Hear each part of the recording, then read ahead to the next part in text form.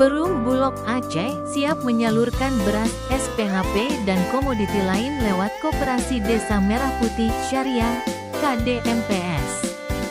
Program ini disalurkan menyusul perintah dari pusat kepada Bulog Aceh. KDMP boleh menjadi kios pengecer beras SPHP. Berdasarkan perintah penugasan dari target 27.400 ton periode Juli hingga Desember, di mana per tanggal 17 September tahun 2025 tersalur 10.934 ton. Sedangkan penyalurannya bisa lewat pengecer di pasar, Koperasi Desa Merah Putih, retail, Rumah Pangan Kita, RPK Bulog, dan melalui Gerakan Pangan Murah, GPM. Pemimpin wilayah Perum Bulog Aceh Ihsan mengatakan, pihaknya siap mendukung Koperasi Desa Merah Putih Syariah, KDMPS, untuk menyalurkan beras SPHP.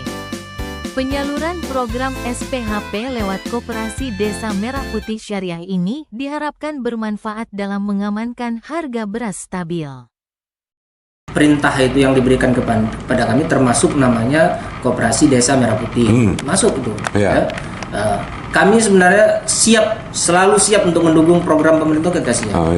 Cuman mungkin dan Koperasi Desa Merah Putih itu sudah melakukan audien ke saya. Di sini ada sekitar 20 orang Malaysia, dan saya sampaikan saya siap untuk mendukung. Artinya kita siap. Boleh dia itu boleh menjadi pengecer, kios pengecer dari beras SPHP ini boleh.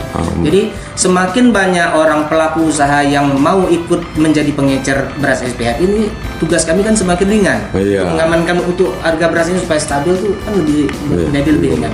Nah, mungkin terkendalanya itu mereka permodalan. Iya, permodalannya. Nanti kalau misalnya permodalannya ini sudah terpecahkan, sudah dapat pencairan dana, mungkin baru bisa dia tembus.